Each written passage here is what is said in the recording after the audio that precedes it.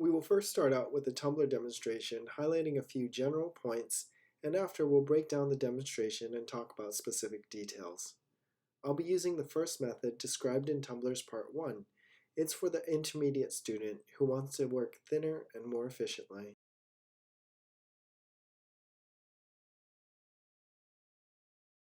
I start with the back end of my pipe a little bit low, and as I marver I bring it to level. I'll hold the glass up and let the glass slump back. Marver again and raise the back end of the pipe to level. This fixes the tip of the glass. Hold it up, cap the pipe, and push the bubble to the tip of the glass. Give it a little stretch and marver once more.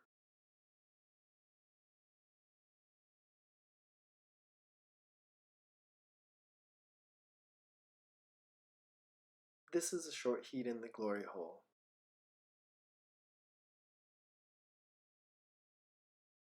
Elongate the glass a little bit on the way back to the bench. Hold the tweezers in line with the punny and pull a point for something to grab onto, then pull and blow.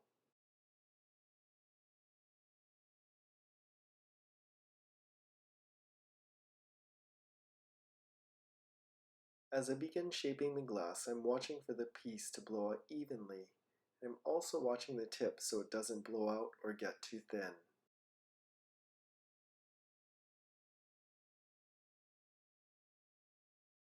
I start my neck and angle out, then redefine it again straight up and down.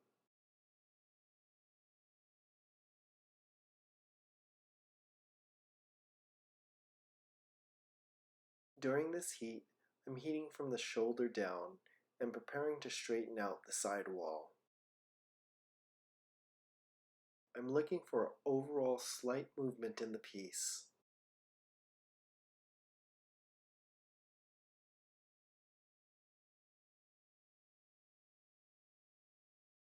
Lay the jacks on lightly, touching the shoulder of the piece and then laying them all the way down the form.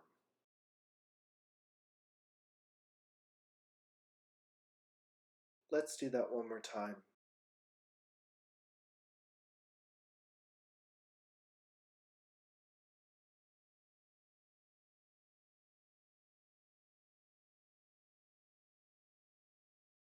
At this point, selectively heat the bottom.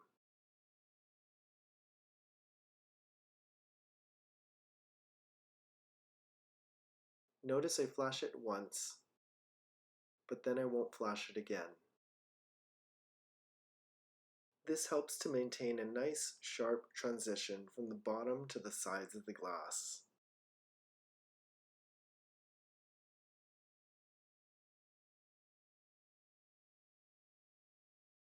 Lisa then blows and paddles to form the bottom while I shape the sides of the glass.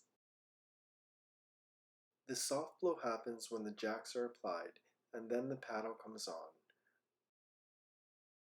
I'll put a little kick in the bottom of the piece.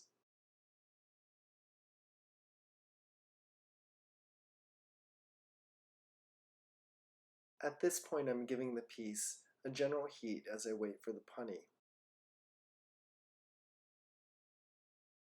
For tumblers we pre-make the punty and just reheat it.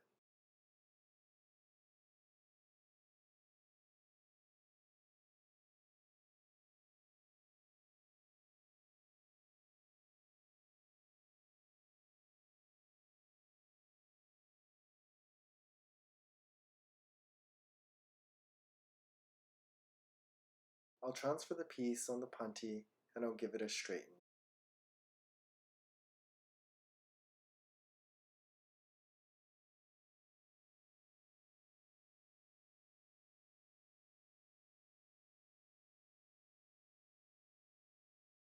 You can see a detailed explanation on straightening in the straightening tutorial.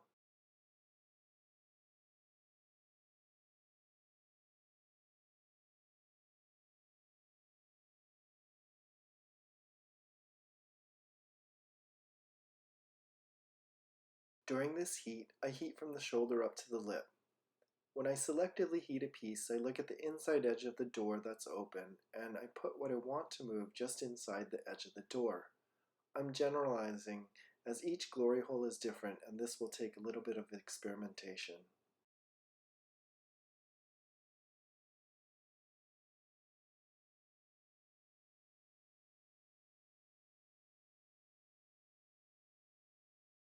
Whenever I take a heat, I'm looking for movement.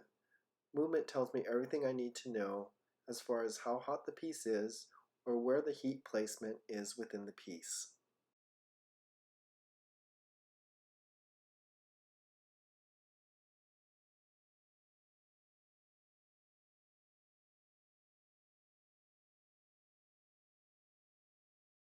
I hold my tweezers in a line with the punny and pull directly outward. This helps keep the glass straight. For thinner or smaller pieces, I usually just jack down and knock the piece off.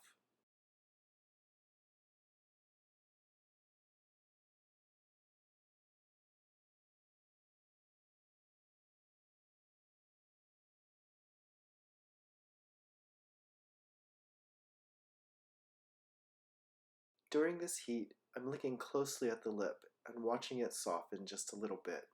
There's usually not much movement.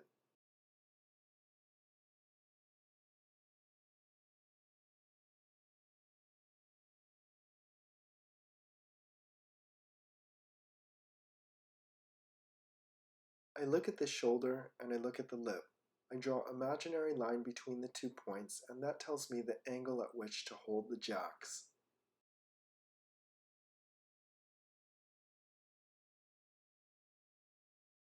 The heat before the puffer is a guessing heat. If I see movement in the glass is too hot. Use the force.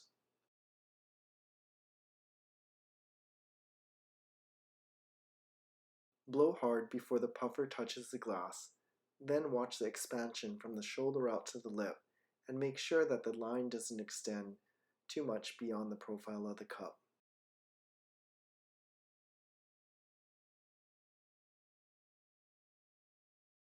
This heat is from the shoulder to the lip of the cup. I'm watching for a little bit of movement, and the shoulder is just inside the inside edge of the glory hole door. There's 3 things that you have to remember in order to get thin lips. Don't overheat, open or spread the blades of the jacks, and most importantly, increase the speed of the rotation of the punty. You can forget number 1 and 2, but never forget number 3. Turn faster. For more information on turning, view the turning tutorial. This heat is an overall heat to adjust the profile of the glass. I'll heat deeper and bring the heat further down the glass and clean up the profile one more time.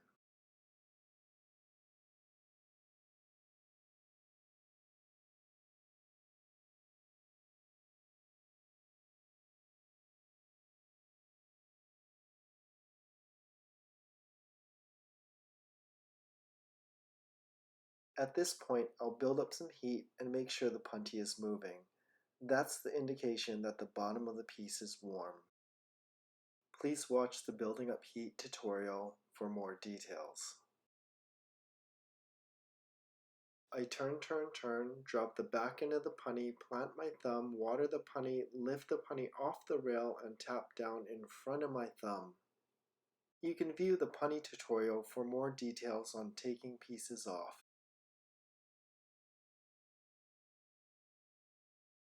Let's break down the demonstration and talk about the details.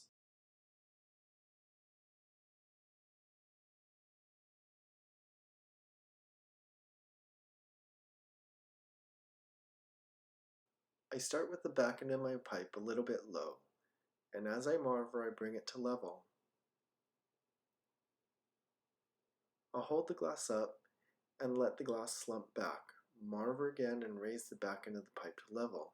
This fixes the tip of the glass. Hold it up, cap the pipe, and push the bubble to the tip of the glass. Give it a little stretch and marver once more. As I marver, I raise the back end of my pipe, giving the glass a slight taper. The bubble is fairly even, The tip is slightly thinner and the moil is fairly substantial. I think a lot about thickness in glass blowing. The thicker the wall, the longer it retains heat. The thinner the wall, the quicker the glass cools down. So when you look at this bubble, there's thickness close to the head of the pipe. This will play a key role in blowing out the shoulder coming up next.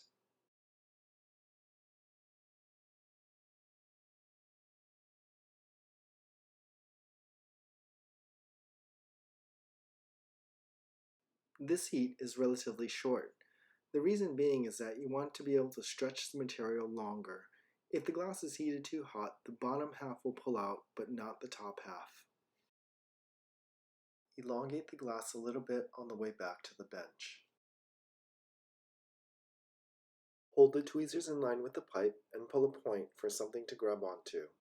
Start the blow as soon as you grab the glass with the diamond shears.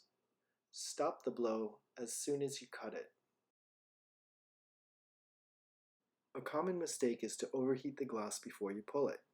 When you come back to the bench, you pull to elongate the form, but the only thing it does is pull the glass to a point and the bottom gets thinner.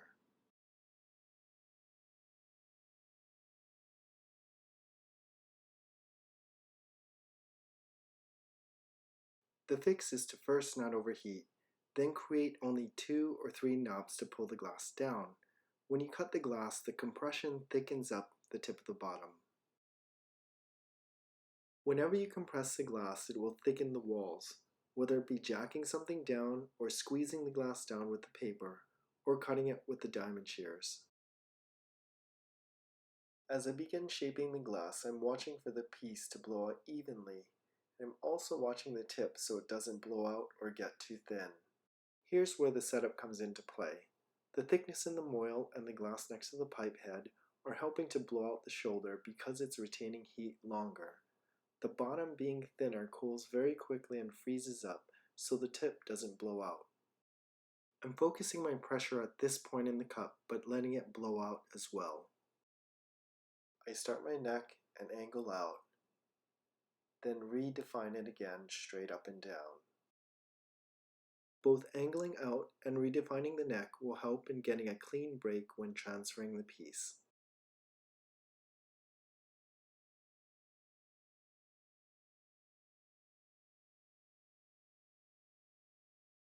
While the piece is blowing up, you sometimes have to make pressure adjustments with the jacks according to how the cup is blowing out. At this point, if the shoulder is blowing out too much, I'll press the tips down a little bit harder, and if the bottom half is blowing out too much, I'll press down with the portion of the jacks that's closer to my hand. Here's a little exercise that you can do to feel what the adjustments feel like. Take a paddle and put it out in front of you, and lay the jacks on top of the paddle. Let's put more pressure on the tips of the jacks by rotating your wrist counterclockwise, but don't let the jack blades near your hand come off the paddle. Keep the blades flush with the paddle.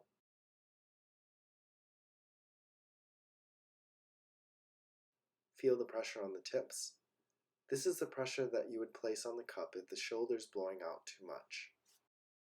Okay, now put pressure on the portion of the blades close to your hand by rotating your wrist clockwise, but don't let the tips come off the paddle. Feel the pressure at this point. This is how you'd concentrate the pressure on the cup if the bottom half is blowing out too much, but notice again how the jacks are flush with the paddle. It's very common to overcorrect. When the shoulder is blowing out too much, sometimes the jacks look like this, and when the bottom is blowing out too much, the jacks might look like this.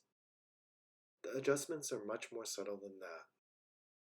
Think about keeping the length of the blades on the sidewall of the glass and adjusting the point of pressure with a slight turn of the wrist.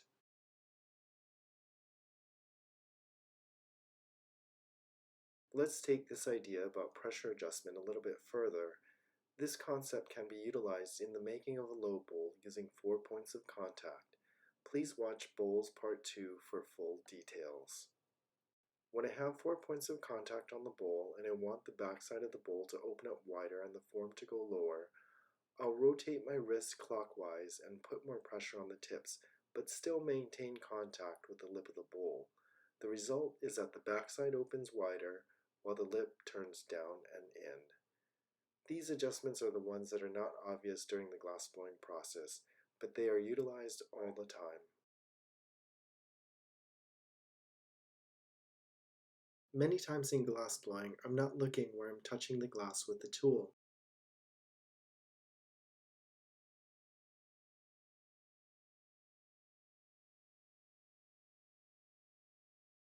When I'm working to blow up this cup, I'm looking at the underside of the cup to visualize the profile of the glass.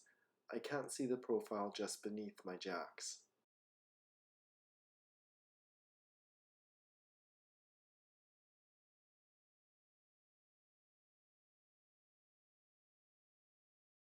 The same idea applies when I give a final straighten to this tumbler using the jacks on the top of the glass.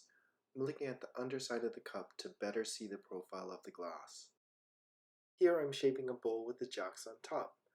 I'll look at the underside of the bowl to get the best view of the profile and make adjustments from there.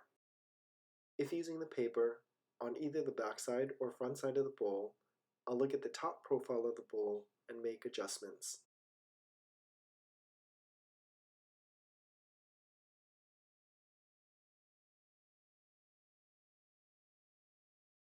During the glass blowing process, I'm constantly looking for movement in the glass.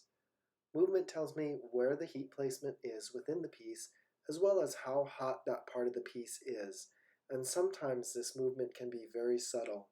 Other methods are a bit tricky because depending on the ambient light situation, the color of the glass can vary, and counting on the glory hole can vary depending on many factors, but the amount of movement within the piece is a consistent indicator. Here I'm heating up the bottom of the tumbler at the glory hole. As it heats up, I'm looking for the bottom to show slight movement. Sometimes I'll even stop turning or look for movement as I switch directions. I'll pull the piece out so you can see. The amount of movement tells me when it's okay to set the bottom of the piece. In this instance, I'm building up heat into the moil, and after a few heats, the glass begins to move. This tells me that the neck's hot enough so it won't break when I go to transfer the piece.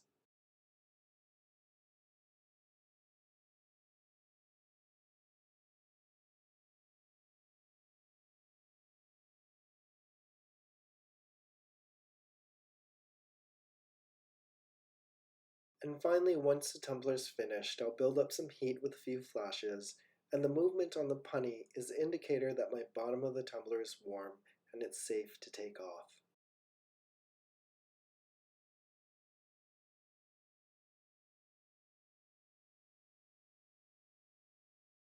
Always look for movement. As Rich Royal said to me a long time ago, if it's not moving, you don't know.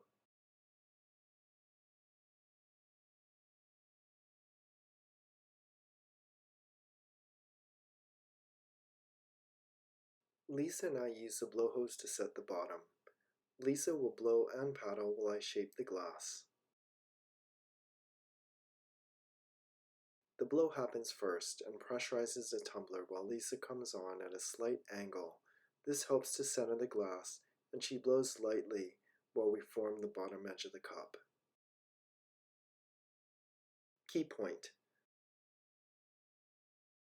Think of forming the corner or bottom through compression and not expansion.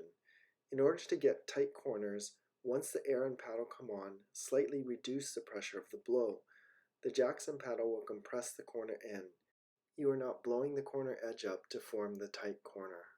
99% of people who are learning say blow harder. Do the opposite and reduce the blowing pressure.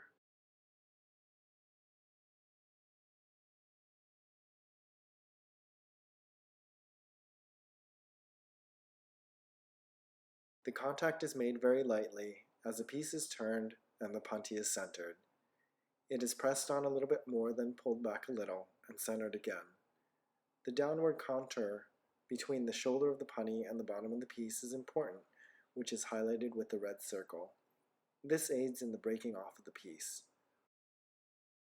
Once the punty is on the piece, the first way to take off the piece is to squeeze the neck slightly with the tweezers.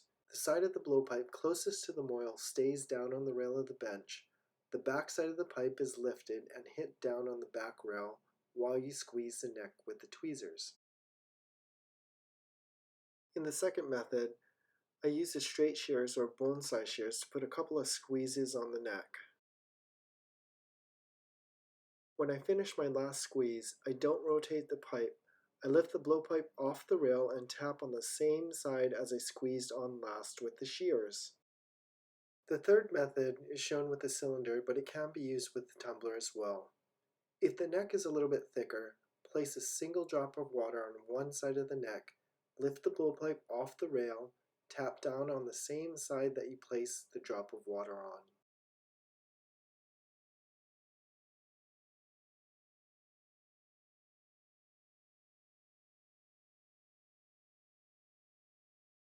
In order to see where the tumbler is off, the first thing to do is make the base perpendicular to the floor. Now you can see where the high side of the piece is. My eyes are focusing on the bottom edge of the piece. Up, up, up.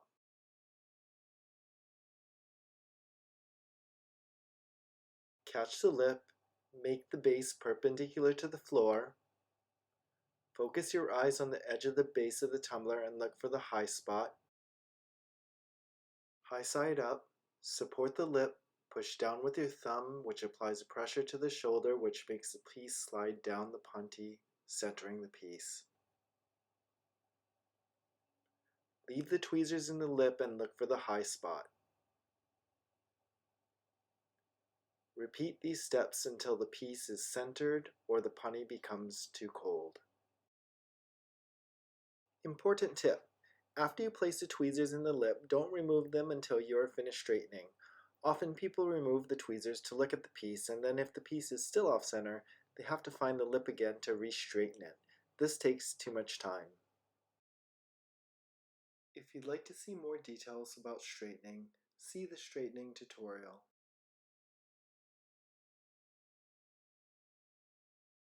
There's a couple of ways in which I'll trim the lip of a cup in order to thin it out.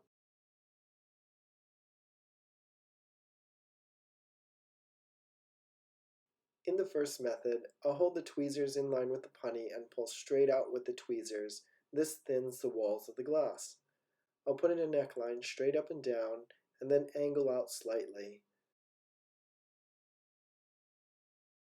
Lisa will blow, cooling the glass down further, and then I'll take a few small bites with my straight shears or bone-size shears. When I make the last bite, I don't turn the pipe. Lisa hits the excess off. While I'm taking the small bites, I'm feeling the glass cool down. You want to feel this slight movement or softness in the glass, and then feel it set up. That's when you hit it. If you bite down on your knuckle, that's exactly what it feels like. It's soft until you get to the bone. Glass always breaks better when it's hotter. If the glass feels hard, it's much too cold to break the excess off. This is when bad things happen. The neck breaks out or the piece pops off the puntee. Key points.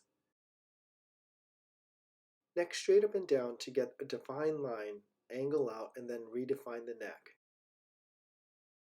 If the neckline starts to wobble or go crooked at this point, the fix is to angle the jacks out again until the neckline straightens, and then neck straight up and down again to redefine the neck.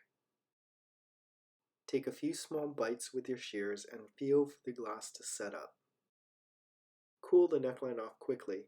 It's almost like a race to cool the neckline before the puntee gets too cold. Tap the excess off.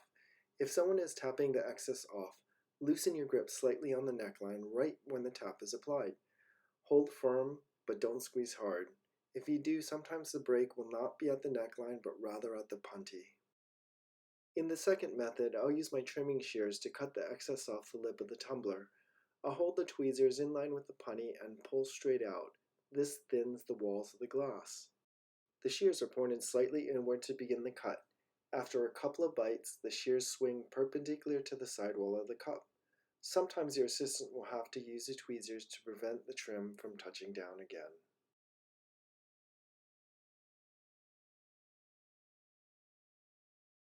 Key points.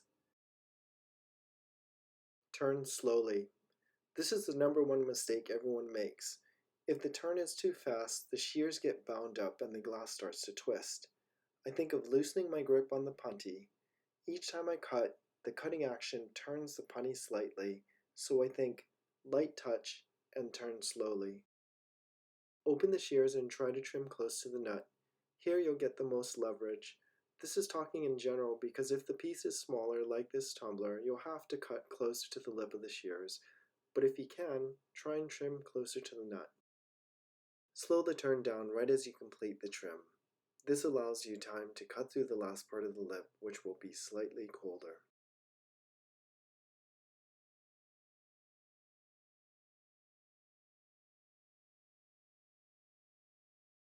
Whenever I initially begin to open the lip of a piece, I imagine a line extending from the shoulder of the piece to the lip. When my jacks go into the piece, my tips are just below the shoulder, as I don't want to scratch it. I mimic this outside line on the inside of the vessel with my jacks. As you can see, the shape of the vessel doesn't really matter. You'll most often initially follow that outside line. So what happens if I don't follow this line? The lip starts to flare, whether you're opening something up or opening down. As soon as the jacks become parallel to the floor, the lip starts to flare. Here are some examples. Outside line, jack angle, tip placement.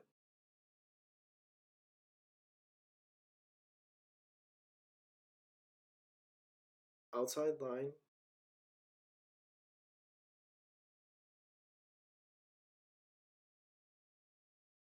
jack angle,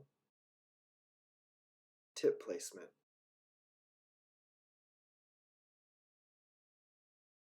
Outside line, jack angle, tip placement.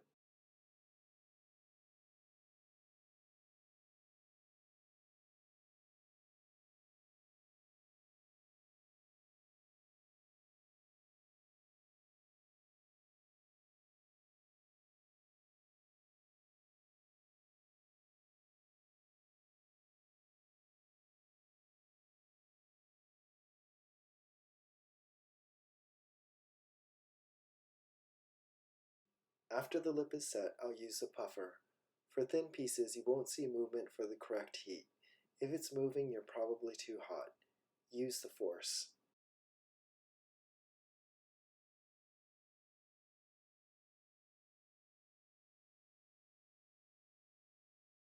Start your blow before the puffer touches the piece. I'll always opt for a harder blow and control the blowout by how hard I press to form the seal.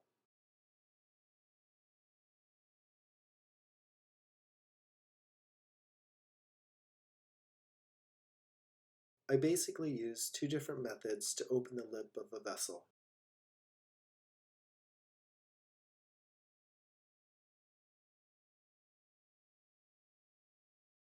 Here is a top view and side view of the tumbler with jacks. I first look at the tumbler and imagine a line from the widest point of the shoulder to the lip of the vessel. Place your jacks inside the cup and mimic this imaginary line. The tips are placed at the highest point of the shoulder but not touching the inside of the glass. My wrist starts to turn slightly counterclockwise, changing the angle of the blades as I lift up. I'll also spread the blades wider and accelerate the turn of the puntee. Watch the shoulder area to make sure the tips don't scratch. If the lip starts to flare at this point, it means the blades of the jacks are rising up too quickly. Drop the angle back down a little bit. When the jacks are almost as wide as the cup, I'll close the blades, slide my jacks deeper, and finish the line of the cup by placing my tips on the colder section of the cup, extending that same angle up the sides of the glass. After a short flash, I'll hit the outside of the glass to clean up the line once more. Here is method 1 in one continuous motion.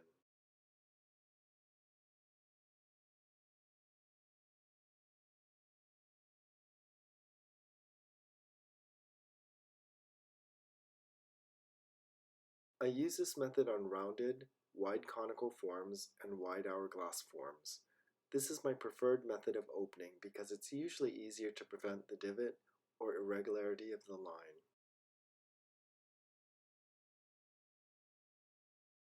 The other method used in opening vessels begins with placing the tips of the jacks on the colder area of the form. The blades are relatively close together. I'll accelerate the turn and rotate my wrist counterclockwise while lifting up, allowing the cold section of the vessel to determine the line of the form. The jack blades remain close together. Once the vessel is open, I'll take a short flash and I'll work the outside of the glass to clean up the line once again. Here's method 2 in one continuous motion.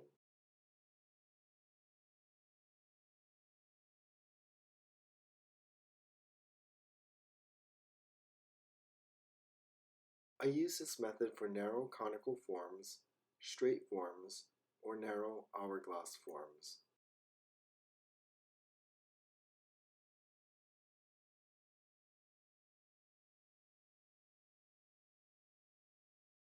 There's 3 things that you have to remember in order to get thin lips. Don't overheat, open or spread the blades of the jacks, and most importantly, increase the speed of the rotation of the puntee. You can forget number 1 and 2, but never forget number 3. Turn faster.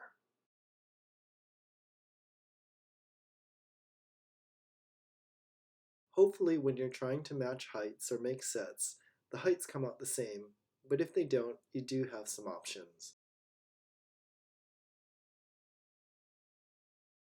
The best option is to make the form slightly taller than your measurement and shrink the lip down to match the height that you're working towards.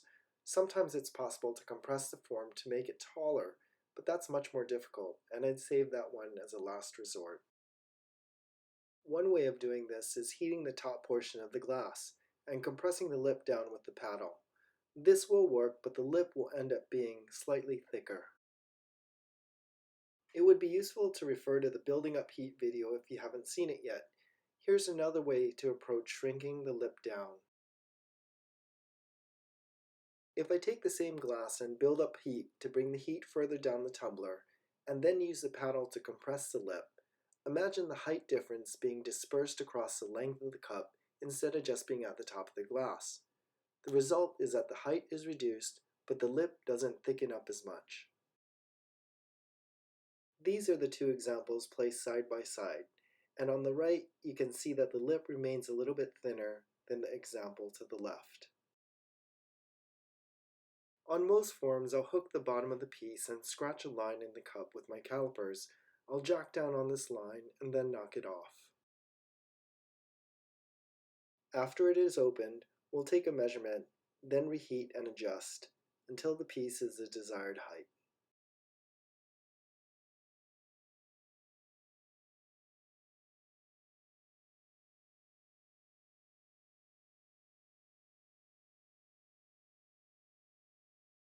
Depending on the shape of the form, you do have some options of how to adjust the height. Here I can adjust the curve to bring the cup down without thickening up the lip. I can also adjust the foot by raising or lowering the profile to achieve the desired height. Same with this form. I can raise or lower the neckline in this area, and/or I could adjust the foot by raising or lowering the profile to match the height.